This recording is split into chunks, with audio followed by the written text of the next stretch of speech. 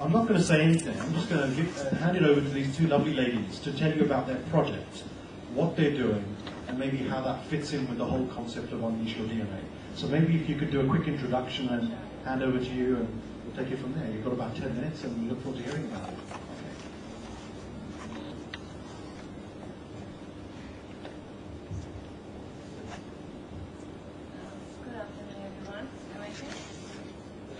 Good afternoon, everyone. Good afternoon. And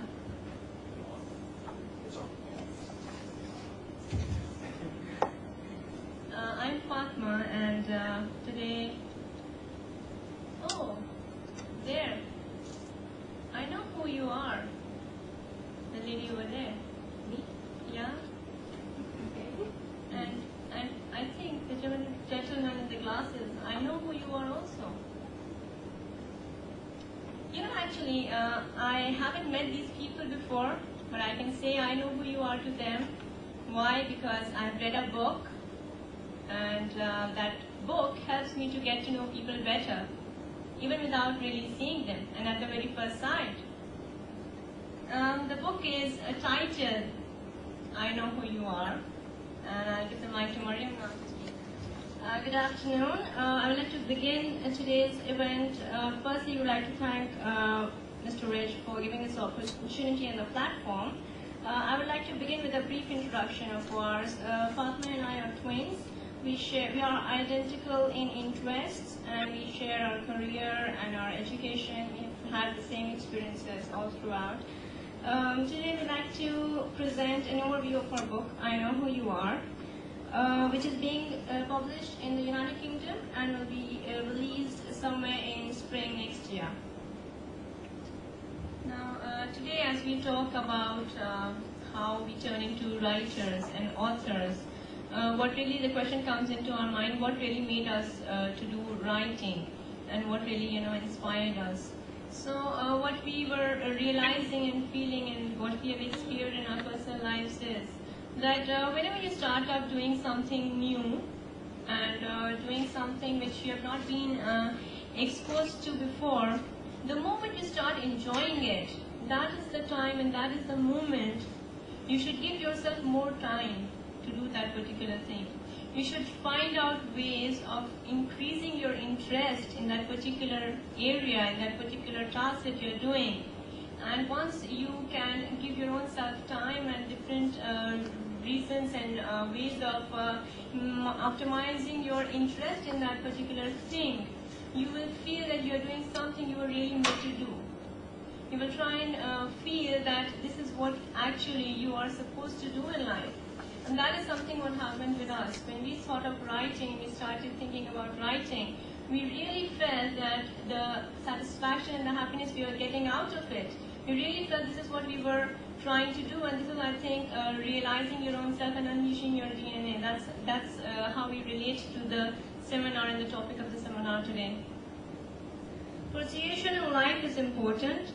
Put in all your efforts to achieve what you desire. For people who will believe in you, will call you determined, and for those who don't, will call you stubborn. So you have to be a little stubborn in achieving what you really want. Otherwise, what happens is we often get comments of people or valuable suggestions which are at times discouraging, which make you rethink, what I'm doing isn't right, or should I go back and pursue a proper career, or continue and do what other people are doing. I think when you have your own desires, or you have a dream that you want to really bring to life in material form, you have to keep on going after it for a long point of time until you really get to see the results.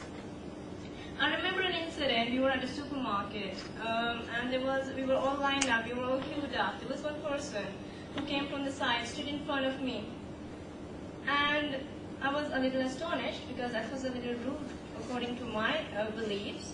And I looked at him. He said, I'm sorry, but I will just take a few minutes.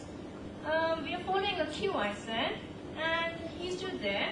He spoke to the lady at the cashier, and then he left. I related the incident to Fatma. We discussed, and then we tried to make some sense out of it. the behavior was not something regular. It was a little different. We discussed and analyzed, and our in-depth discussion brought us to the conclusion that there was something the person believed in. He did not think he was wrong. He thought it was okay to barge in.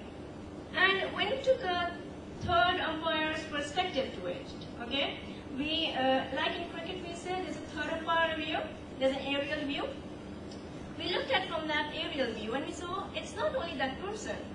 A lot of us, in our daily interactions, we have a pattern of talking, a pattern of behaving when we speak to each other and the way we contribute to discussions and conversations.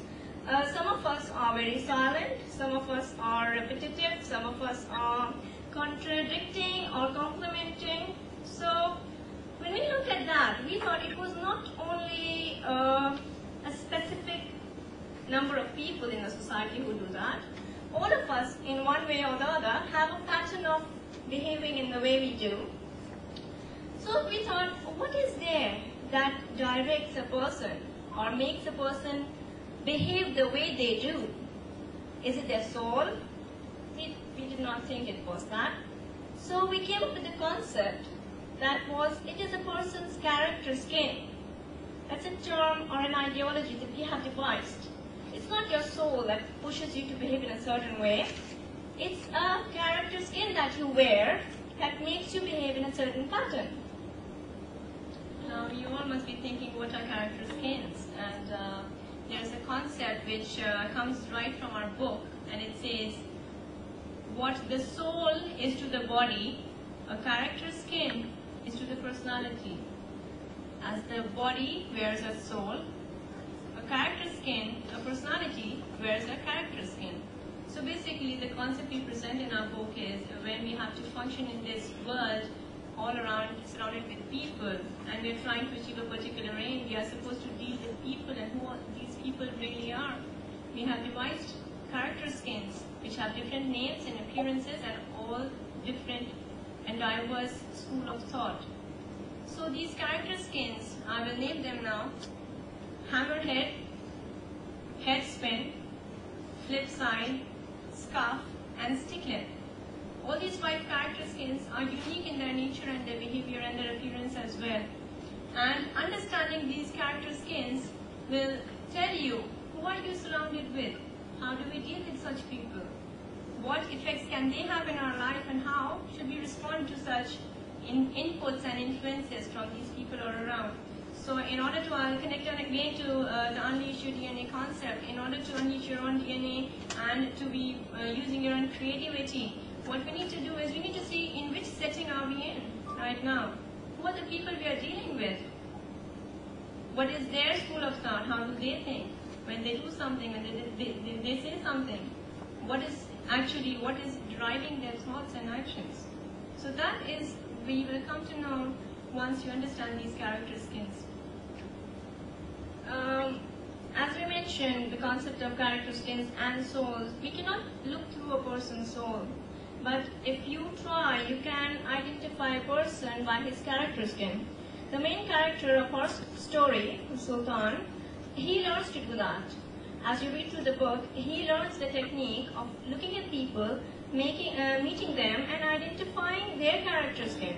So when he meets somebody, he knows his character skin, and he can exactly know a lot more about that person rather than what he knows about his profession, his family, setting.